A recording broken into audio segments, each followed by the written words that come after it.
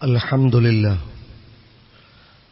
نحمده ونستعينه ونستغفره ونؤمن به ونتوكل عليه ونعوذ بالله من شرور أنفسنا ومن سيئات أعمالنا من يهده الله فلا مضل له ومن يضلل فلا هادي له أشهد أن لا إله إلا الله وحده لا شريك له وأشهد أن محمدا عبده ورسوله أرسله بالهدى ودين الحق ليظهره على الدين كله ولو كره المشركون أما بعد فإن خير الكلام كلام الله وخير السنن سنن محمد مصطفى صلى الله عليه وسلم وشر الأمور محدثاتها وكل محدثة بدعة وكل بدعة ضلالة وكل ضلالة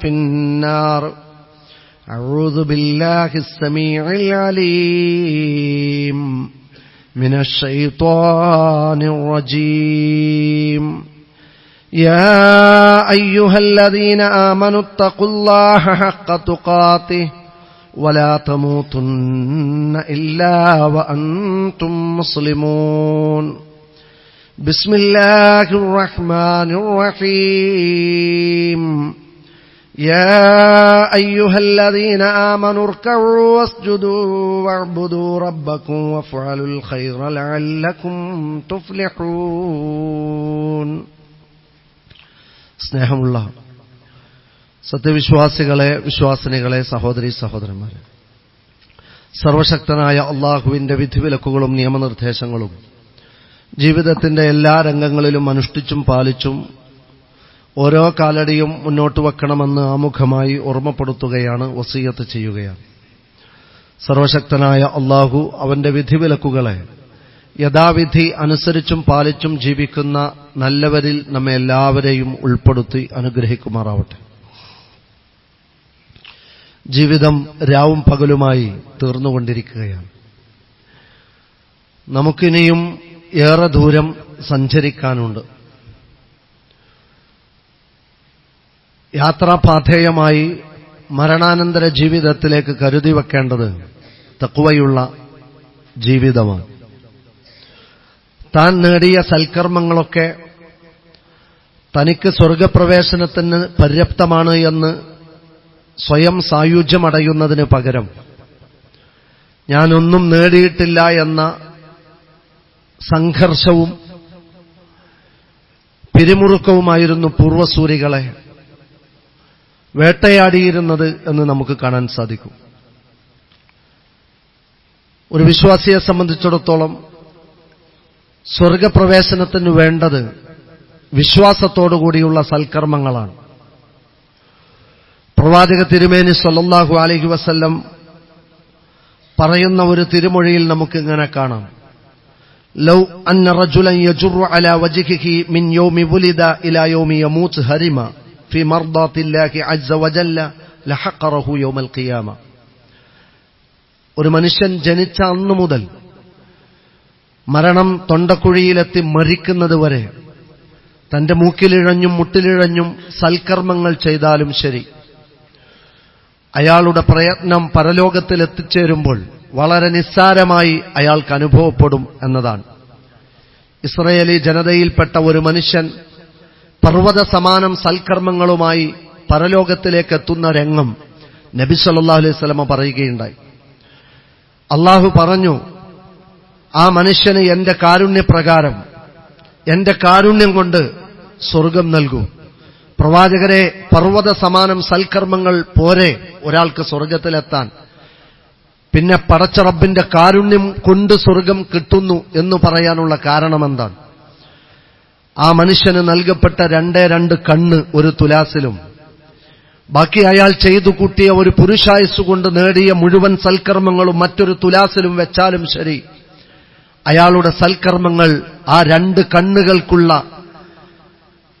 നന്ദിയാവുകയില്ല എന്ന് റസൂലുള്ളാഹി സ്വല്ലല്ലാഹു അലൈഹി വസല്ലമ പഠിപ്പിച്ചു കൊടുക്കുകയാണ്. അത്രയേറെ സുകൃതങ്ങൾ ചെയ്തു കൂട്ടിയിട്ടും അള്ളാഹു നൽകിയ 2 കണ്ണിന് പകരം വെക്കാൻ ഒരു മനുഷ്യന്റെ അമല് പര്യാപ്തമല്ല എങ്കിൽ എന്ത് ആശ്വാസമാണ് നമ്മളൊക്കെ ചെയ്തു കൂട്ടുന്ന സൽക്കർമ്മങ്ങൾ കൊണ്ട് നാം നമ്മുടെ മനസ്സിൽ ഉണ്ടാക്കിയെടുക്കുന്നത്. പൂർവസൂരികൾ, പൂർവകാല സലഫുകൾ അസ്വസ്ഥരായിരുന്നു.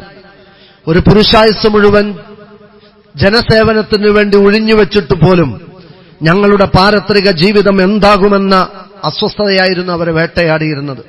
മഹാനായ അബൂ ഹുറൈറ റളിയല്ലാഹു അൻഹു അദ്ദേഹം മദീനയിൽ മസ്ജിദുൻ നബവിയിൽ ഹോമിച്ചു തീർത്ത ജീവിതമാണ്. പ്രവാചകന്റെ അധരങ്ങൾ മൊഴിയുന്ന അറിവുകൾ, അതിന്റെ തിരമാലകൾ വാരിപ്പുണർന്ന് കാണാതെ പഠിച്ച് അതിനുവേണ്ടി രാവും പകലും പരിശ്രമിച്ച് മറ്റു തലമുറക്ക് കൈമാറിക്കൊടുക്കാനുള്ള തിരക്കിലായിരുന്നു മഹാനായ അബൂ ഹുറൈറ റളിയല്ലാഹു അൻഹുവിന്റെ ജീവിതം. പക്ഷെ ജീവിതത്തിന്റെ സായം സന്ധിയിൽ, വാർദ്ധക്യത്തിന്റെ പ്രയാസത്തിൽ അദ്ദേഹം വേവലാതിപ്പെടുകയാണ്. ഈ വേവലാതി കണ്ട് അദ്ദേഹത്തിന്റെ സതീർത്ഥർ ചോദിച്ചു, എന്തിനാണ് അങ്ങയെപ്പോലെയുള്ള ആളുകൾ ഇത്രത്തോളം പരലോകത്തെ ഓർത്ത് അസ്വസ്ഥരാകുന്നത്? അദ്ദേഹം പറഞ്ഞു, ഖില്ലത്തു സാദി വതൂല സഫരി, എനിക്കിനിയും ഒരുപാട് യാത്ര ചെയ്യാനുണ്ട്. മരണമെന്ന വാതിലിൽ കയറി, പള്ളിക്കാരെന്ന വീട് താണ്ടി, അതിനപ്പുറത്ത് ഒരു ദിവസമെന്നത് 50,000 കൊല്ലത്തിന്റെ ദൈർഘ്യമുള്ള പരലോകത്തെത്തി അള്ളാഹുവിന്റെ വിചാരണയെ ചോദ്യം ചെയ്യലിന് അഭിമുഖീകരിച്ച് സിറാത്തും കടന്ന് നരകം താണ്ടി സ്വർഗത്തിലെത്തണമെങ്കിൽ എനിക്കൊരു ഒരുപാട് യാത്ര ചെയ്യാനുണ്ട്. പക്ഷെ എന്റെ കയ്യിൽ യാത്രാപാഥേയം കുറവാണ്. ഒരു ആയുസ് മുഴുവൻ ദീനിനു വേണ്ടി ഒഴിഞ്ഞുവെച്ചിട്ടും അസ്വസ്ഥപൂർണമായിരുന്നു അബൂ ഹുറൈറ റളിയല്ലാഹു അൻഹുവിനെ പോലെയുള്ളവരുടെ ജീവിതം എന്ന് നമുക്ക് കാണാം. അഷ്റഫുൽ ഖൽഖ് സ്വല്ലല്ലാഹു അലൈഹി വസല്ലം തന്റെ മുന്നിലിരിക്കുന്ന മനുഷ്യരോട് ഒരിക്കൽ പറയുകയുണ്ടായി, നിങ്ങളുടെ കൂട്ടത്തിലൊരാളുണ്ട്, സ്വർഗത്തിന്റെ 8 കവാടങ്ങൾ തുറക്കപ്പെടും, അയാൾക്ക് വേണ്ടി അതിലൂടെ പ്രവേശിക്കാനുള്ള അനുമതി ലഭിക്കപ്പെടും എന്ന് അയാൾക്ക് സുവിശേഷം ലഭിച്ചിരിക്കുന്നു എന്നാണ്. മഹാനായ സൽമാനുൽ ഫാരിസി റളിയല്ലാഹു അൻഹു അവിടെ ഇടപെട്ടു. അദ്ദേഹം പറഞ്ഞു, പ്രവാചകരെ, ആ മനുഷ്യന്റെ കാര്യം അത്ഭുതം തന്നെയാണ്. ഹാദാ മുർത്തഫിഉൻ ശഅ്നുഹു യാ റസൂലല്ലാഹ്, അള്ളാഹുവിന്റെ ദൂതരെ, അയാൾ ഞങ്ങളിൽ ഏറ്റവും ഉയർന്ന സ്ഥാനം നേടിയ വ്യക്തിയാണ്. ആരാണ് അയാൾ? സ്വർഗത്തിന്റെ 8 കവാടങ്ങളിലൂടെയും പ്രവേശനാനുമതി ലഭിക്കുമെന്ന് ഭൂമിയിലിരിക്കെ തന്നെ സന്തോഷ വാർത്ത ലഭിച്ച ആള് ആരാണ്? അഅരിഫുഹു, എനിക്കയാളെ അറിയാം. വഅരിഫു അബാഹു, അദ്ദേഹത്തിന്റെ ഉപ്പയെയും എനിക്കറിയാം. വഅരിഫു ഉമ്മഹു, അദ്ദേഹത്തിന്റെ ഉമ്മയെയും എനിക്കറിയാം. അത് നിങ്ങളുടെ കൂട്ടത്തിലിരിക്കുന്ന ഒരു വ്യക്തി തന്നെയാണ്. വെളുത്തു മെലിഞ്ഞ ഇസ്ലാമിന്റെ 1ാം ഖലീഫയിലേക്ക് വിരൽ ചൂണ്ടി അഷ്റഫുൽ ഖൽഖ് സ്വല്ലല്ലാഹു അലൈഹി വസല്ലം അബൂബക്കർ തങ്ങളാണ് ആ ഭാഗ്യം നേടിയത് എന്ന സുവിശേഷം ലഭിച്ചിട്ടും ആ മഹാനായ സ്വഹാബി വീട്ടിൽ നിന്ന് അംഗശുദ്ധി വരുത്തി പള്ളിയിലേക്ക് പുറപ്പെട്ടു വരുന്ന ഒരു രംഗമുണ്ട്. ഒരു മരത്തിന്റെ ചുവട്ടിൽ ഉറങ്ങിപ്പോയ ഒരു മാൻപേടയെ ശബ്ദമുണ്ടാക്കാതെ അടുത്തേക്ക് ചെന്ന് അതിന്റെ അടുത്ത് നിന്നുകൊണ്ട് അദ്ദേഹം പറയുന്ന ചില വാക്കുകളുണ്ട്. മാ അസ്അദക്കി, നീ എത്ര സൗഭാഗ്യവതിയാണ്, നിനക്കെവിടെയും കയറാം, എന്തും തിന്നാം, എവിടെയും മേഞ്ഞു നടക്കാം, എന്തും കുടിക്കാം, നാളെ പരലോകത്ത് നിനക്ക് വിചാരണയില്ല. ഞാനും നിന്നെപ്പോലെ ഒരു മൃഗമായിരുന്നെങ്കിൽ എത്ര നന്നായിരുന്നേനെ എന്ന് മഹാനായ അബൂബക്കർ റളിയല്ലാഹു അൻഹു ആ മാൻപേടയെ നോക്കി പറയുമ്പോൾ അദ്ദേഹം ഭയപ്പെട്ടത് നരകത്തെയാണ്. അദ്ദേഹത്തെ അസ്വസ്ഥപ്പെടുത്തിയത് പരലോകമാണ്. സ്വർഗത്തിന്റെ 8 കവാടങ്ങൾ കൊണ്ട് സന്തോഷ വാർത്ത അറിയിക്കപ്പെട്ടു എന്ന ആത്മസായുജ്യത്തിനപ്പുറത്ത് എന്റെ പരലോകം എന്താകുമെന്ന ഭീതിയും ബേജാറും ആ മഹാനായ വ്യക്തിത്വത്തെ അസ്വസ്ഥതപ്പെടുത്തിയിരുന്നു എന്ന് നമുക്ക് കാണാം. മഹാനായ ഉമർ തങ്ങളെ നമുക്കറിയാം, രാവുനെയും പകലിനെയും ജീവിപ്പിച്ച മഹാനായ ഇസ്ലാമിന്റെ 2ാം ഖലീഫ.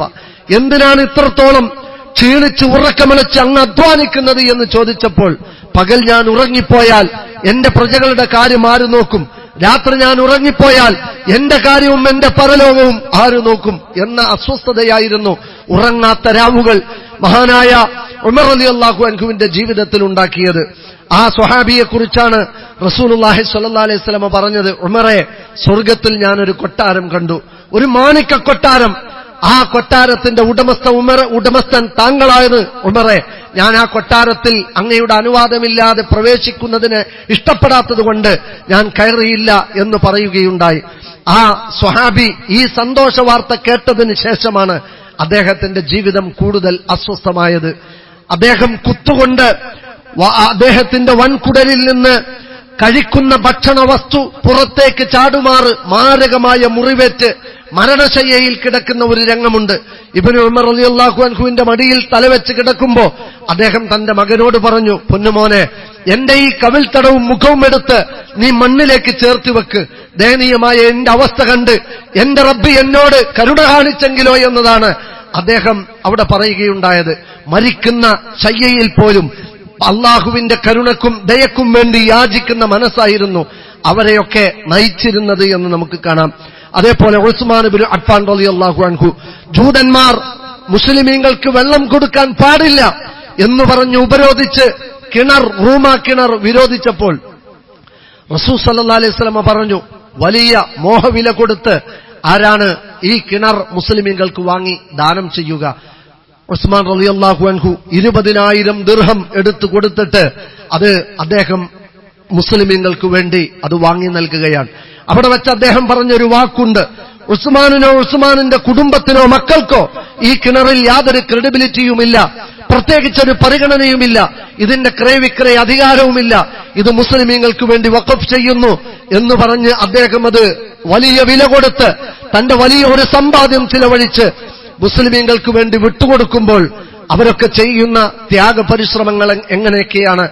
ഖന്ദക്കിലെ തബൂക്കിലേക്കുള്ള യുദ്ധ ആഹ്വാനമുണ്ടായപ്പോൾ മുസ്ലിമീങ്ങളെ സഹായിക്കാൻ ആരുണ്ട് എന്ന് ചോദിച്ചപ്പോൾ 1000 സ്വർണ്ണ നാണയങ്ങൾ വീട്ടിൽ നിന്ന് കൊണ്ടുവന്ന് അള്ളാഹുവിന്റെ പ്രവാചകന്റെ മുന്നിൽ സ്വതക്കയായി അത് സമർപ്പിച്ചപ്പോൾ പ്രവാചകൻ മിമ്പറിന്റെയും അതേപോലെ വീടിനും ഇടയിലുള്ള സ്ഥലം റൗളത്തും മിൻ റിയാദിൽ ജന്ന എന്ന് വിശേഷിപ്പിക്കപ്പെട്ട ആ പുണ്യസ്ഥലത്തിരുന്ന് കൈകൾ ഉയർത്തി അള്ളാഹുവിനോട് നടത്തുന്ന ഒരു പ്രാർത്ഥനയുണ്ട്.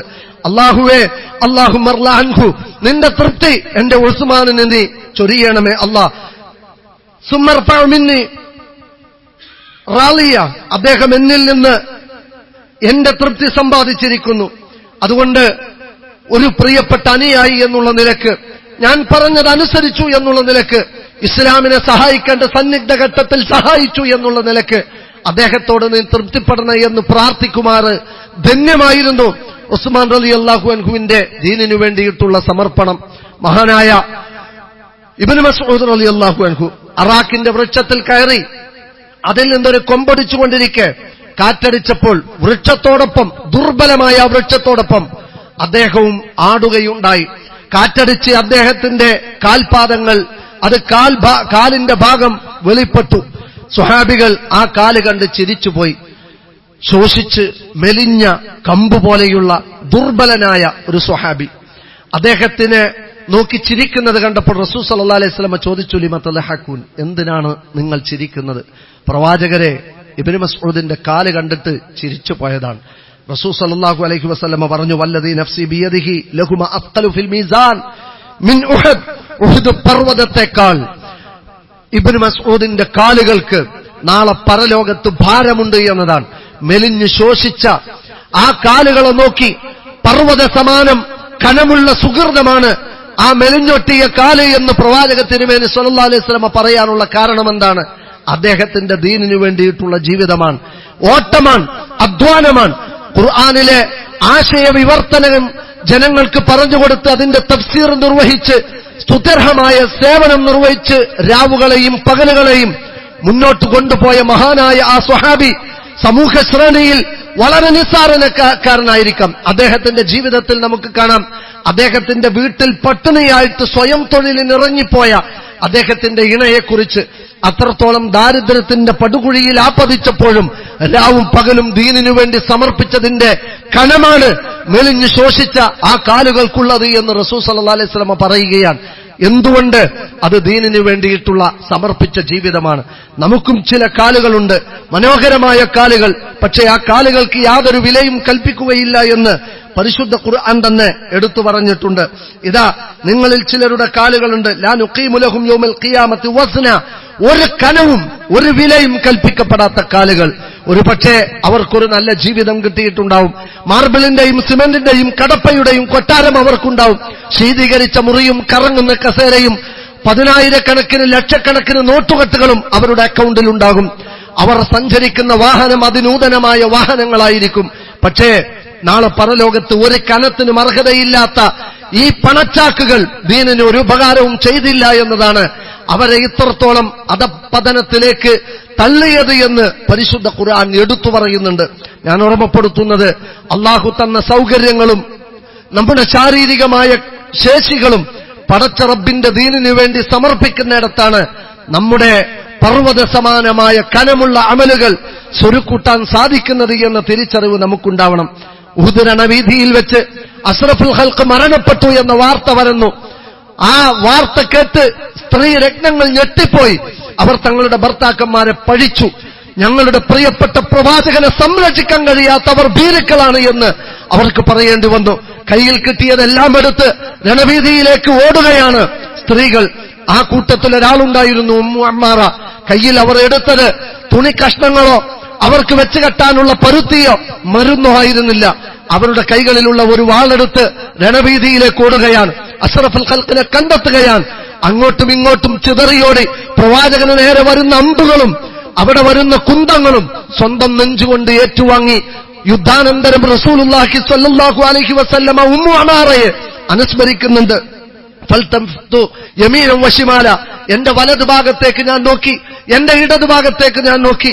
എന്റെ മുന്നിലേക്ക് നോക്കുമ്പോഴും എന്റെ പിന്നിലേക്ക് നോക്കുമ്പോഴും എന്റെ ഉമ്മു അമ്മാറ വലിയ ഒരു കവചം പോലെ എനിക്ക് നേരെ വരുന്ന അമ്പുകളെ സ്വന്തം നെഞ്ചുകൊണ്ട് ഏറ്റെടുത്തുകൊണ്ട് ധീരവനിതയെപ്പോലെ വലിയ സേവനം നിർവഹിക്കുന്നത് ഞാൻ കാണുകയുണ്ടായി എന്നതാണ്.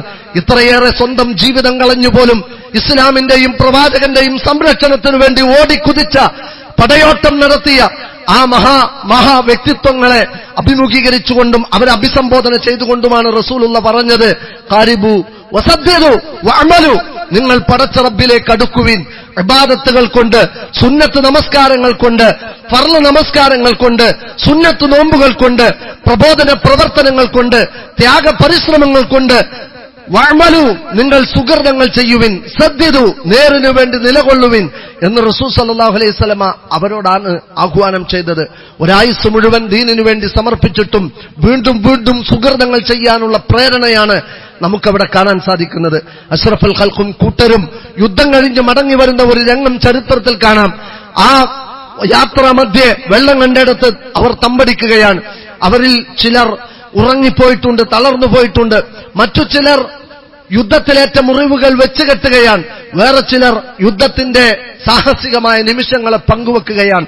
ഈ സമയത്ത് ഉയർന്ന ഒരു ഭാഗത്ത് കയറി നിന്ന് റസൂലുള്ളാഹി സ്വല്ലല്ലാഹു അലൈഹി വസല്ലം വിളിച്ചു പറഞ്ഞു, ഫസ്തഇദ്ദു ലിൽ മസ്അലത്തി ജവാബ, പരലോക വിചാരണ അടുത്തെത്തിയിരിക്കുന്നു, നിങ്ങൾക്കുള്ള ഉത്തരം നിങ്ങൾ തയ്യാറാക്കി വെക്കണേ എന്നാണ് അവരോട് വിളിച്ചു പറയുന്നത്.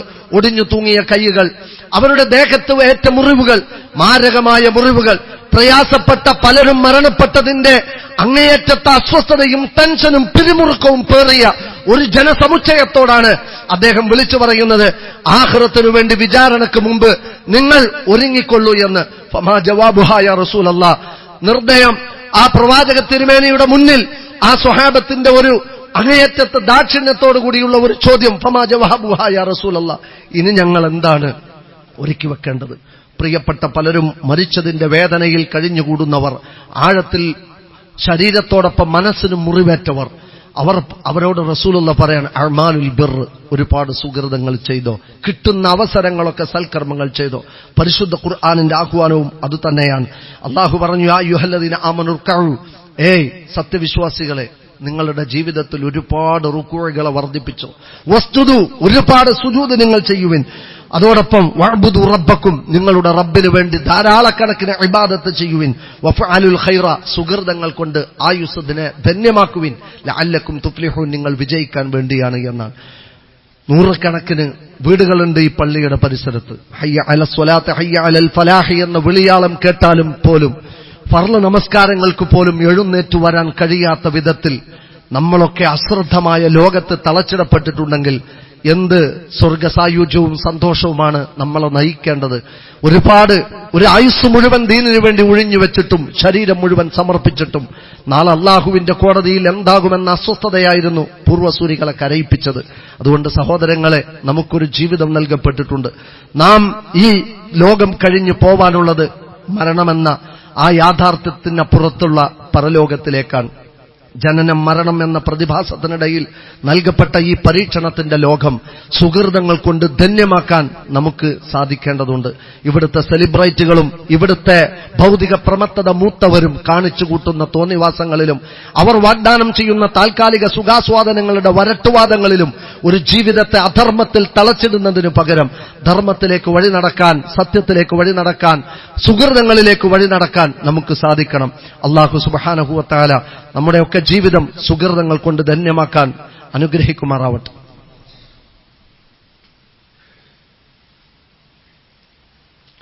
അൽഹംദുലില്ലാഹ് അസ്സലാത്തു വസ്സലാമു അലാ റസൂലില്ലാഹ് വഅലാ ആലിഹി വസഹ്ബിഹി അജ്മഈൻ. സ്നേഹാദരനരായ സത്യവിശ്വാസികളെ, വിശ്വാസിനികളെ, സർവശക്തനായ അല്ലാഹുവിന്റെ വിധിവിലക്കുകളും നിയമനിർദ്ദേശങ്ങളും അനുസരിച്ചും പാലിച്ചും മുന്നോട്ട് പോവാൻ ശ്രദ്ധിക്കണമെന്ന് ഒരിക്കൽ കൂടി ഓർമ്മപ്പെടുത്തുകയാണ്, ഉണർത്തുകയാണ്.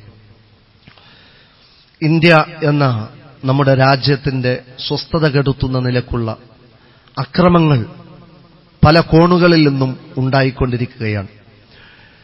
ഒരു കഴുകൻ ഒരു പക്ഷിക്കുഞ്ഞിനെ വേട്ടയാടുന്നത് പോലെ സംഘപരിവാരങ്ങൾ തക്കം കാത്ത് മുസ്ലിം സമുദായത്തെ വംശീയ ഉന്മൂലനം ചെയ്യാനുള്ള കുതന്ത്രങ്ങളെ ചുട്ടെടുക്കുകയും ആവിഷ്കരിക്കുകയും ചെയ്യുകയാണ്. മതേതര ബോധത്തോടുകൂടി ജീവിക്കുന്ന സർവ്വമതസ്ഥരെയും ഉൾക്കൊള്ളുന്ന മാനസികാവസ്ഥയുള്ള ഒരു ജനക്കൂട്ടത്തെ വർഗീയമായി ധ്രുവീകരിക്കാനുള്ള വെറുപ്പ് വിതറുന്ന സാഹചര്യങ്ങളെ ബോധപൂർവം സൃഷ്ടിച്ചുകൊണ്ടിരിക്കുകയാണ്. ഇവിടെ ഭാരതത്തിന്റെ ഹൃദയം തൊട്ടറിഞ്ഞ ആരും തന്നെ ഏകശിലാത്മകമായ ഒരു നിയമത്തെ ആവിഷ്കരിക്കാനും അതിനനുസരിച്ച് ഭാരതത്തെ കെട്ടിപ്പടുക്കാനും ശ്രമിച്ചിട്ടില്ല, അതിന് കഴിഞ്ഞിട്ടുമില്ല. ഏകദേശം 6000-ഓളം വരുന്ന മതങ്ങളും ജാതിയും ഉപജാതിയും തിങ്ങിപ്പാർക്കുന്ന ഈ പ്രദേശത്തെ ഏതെങ്കിലും ഒരു മതത്തിൻ്റെതാക്കി മാറ്റാൻ ആർക്കും കഴിയാത്ത വിധം സുശക്തമാണ് ഭാരതത്തിന്റെ മതേതര ബോധം എന്ന് പറയുന്നത്. അത്തരത്തിൽ കെട്ടുറപ്പോടുകൂടി ജീവിക്കുന്ന നമ്മെ സംബന്ധിച്ചിടത്തോളം നമുക്കിടയിൽ വർഗീയ ധ്രുവീകരണത്തിന് വേണ്ടി ബോധപൂർവം ചെയ്യുന്ന ചില ഇടപെടലുകളിൽ നമ്മുടെ കമന്റ്സുകളാവട്ടെ, നമ്മുടെ പോസ്റ്ററുകളാവട്ടെ, നമ്മുടെ ഏതെങ്കിലും വാക്കുകളാവട്ടെ വർഗീയ ധ്രുവീകരണത്തിന് ലക്ഷ്യം വെക്കുന്ന ആളുകൾക്ക് ആയുധം കൊടുക്കുന്ന നിലക്ക് ഒരിക്കലും പെരുമാറാൻ പാടില്ലാത്തതാണ്. ഈ ഭാരതത്തിൽ ജീവിക്കുന്ന ലക്ഷക്കണക്കിന് അമുസ്ലിമീങ്ങൾ മുസ്ലിമീങ്ങളെ സ്നേഹിക്കുന്നവരാണ്, അവരെക്കുറിച്ച് നല്ലത് പറയുന്നവരാണ്, മുസ്ലിമീങ്ങൾ ഈ രാഷ്ട്രത്തിന് വേണം എന്ന് ചിന്തിക്കുന്നവരാണ്.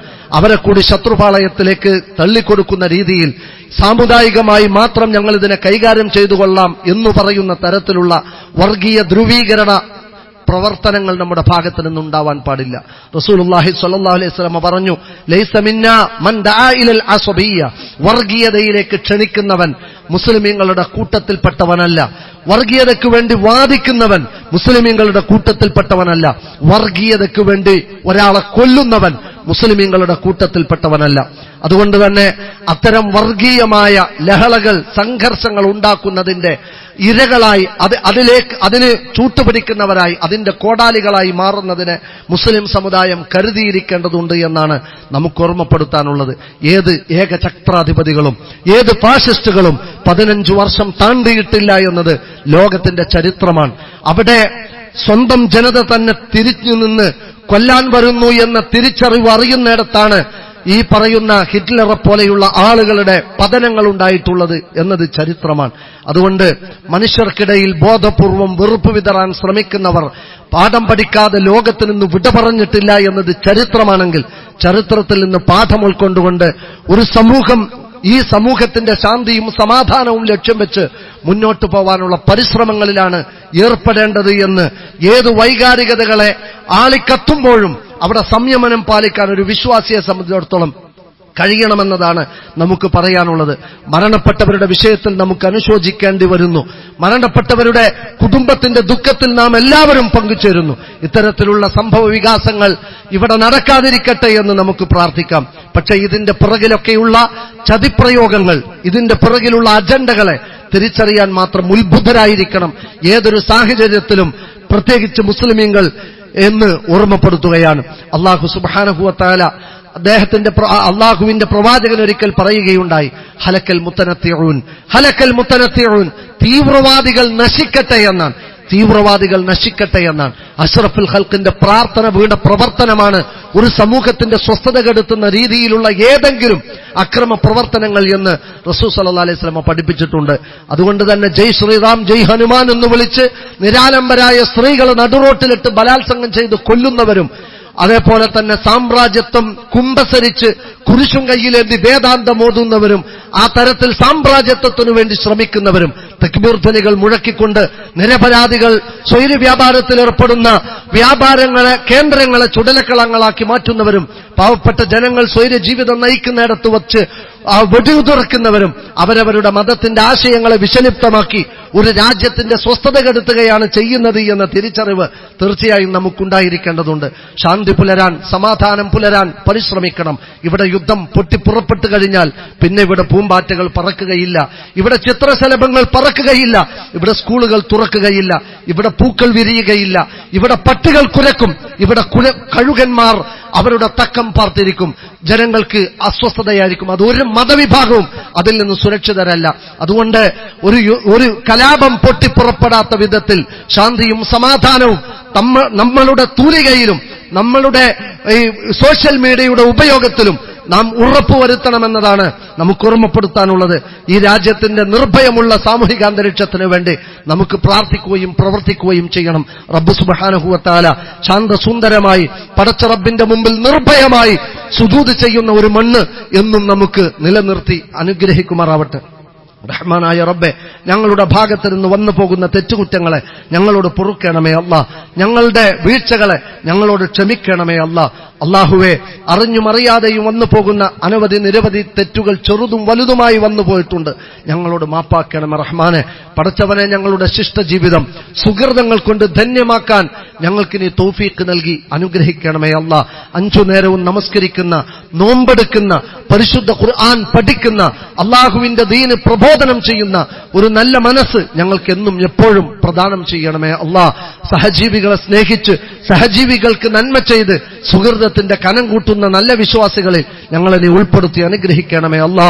അല്ലാഹുവേ, ഞങ്ങളുടെ കൂട്ടത്തിൽ ഒരുപാട് പാവങ്ങളുണ്ട്. ആശുപത്രികളിൽ നിന്ന് ആശുപത്രികളിലേക്ക് സഞ്ചരിക്കാൻ വിധിക്കപ്പെട്ട പാവങ്ങൾ, അല്ലാഹുവേ, അവരുടെ എല്ലാവിധ പ്രയാസങ്ങളെയും നീ ദൂരീകരിക്കണമേ അല്ലാ.